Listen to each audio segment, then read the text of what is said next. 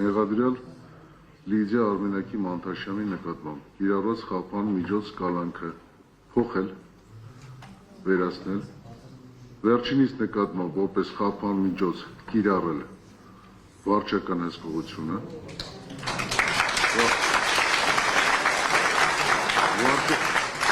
վարչական հսկողություն գրավ 2.500.000 դրամի չափով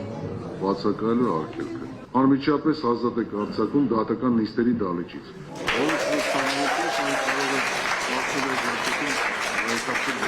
Отвечайте, это указано.